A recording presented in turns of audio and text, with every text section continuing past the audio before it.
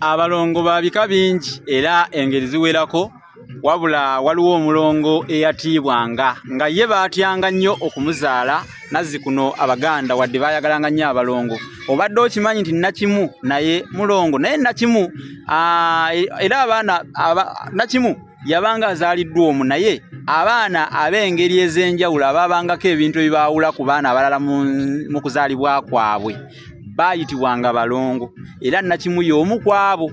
Tulina ebika ebirala bingi nnyo nja kujjanga mbawaako oba oliawo kimu naye olwaliro nkutte ku Nakimu. Erinnya lino Nakimu lyatuumibwanga omwana eyazaalibwanga mu ngeri ez'enjawulo. Engeri esooka omwana eyazaalibwanga wabula mu nsawo eyo gyajjiramu ne mujjiramu akantu akalala akatono akeefaanaanyiriza omwana naye nga mu kikula kyako bagamba nti kaabanga ng'akakonkome era nga n'obutono kenkana akakonkome. Kakati ak'engeri eyo mu Balangira kaayitibwanga omulongo. Naye omulongo oba omwana ow'engeri eyo yatiibwanga nnyo era baamutyanga okumuzaala. Ow'engeri eyo baamutyanga okumuzaala, yatiibwanga nnyo. Omwana omulala gwe baayitanga Nakimu y'oyo eyazaalibwanga n'omumwa nga gwatiseemu nga gweyasizza. Omumwa ogwo tuguyita omumwa ogw'empene. Omumwa ogw'empene oyo naye baamuzaalanga era oyo naye baamutuumanga erinnya Nakimu. Mpozi era Nakimu lyayinzanga n'okutuumibwa omwana eyazaalibwa omu yekka. Abazadde nga bazaala omwana omu yekka ku nsi ne batamuzzaako mulala oba ne batagattako omwana mulala yenna, omwana oyo era naye baayinzanga okumutuuma erinnya Nakimu. Kakati abalongo Nakimu naye mulongo. Mu balongo oba mu mbu ez'abalongo Nakimu naye abalibwa nga omulongo.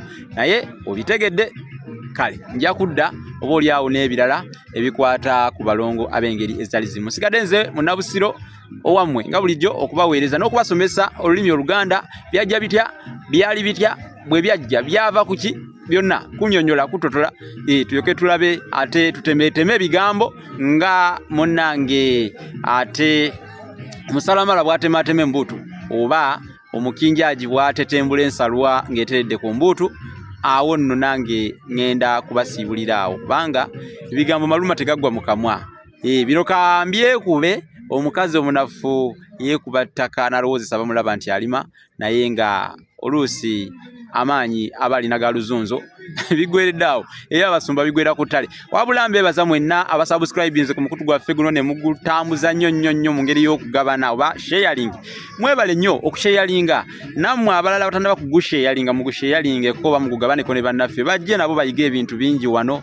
Obanga tonaba likinga video eno, commentinge.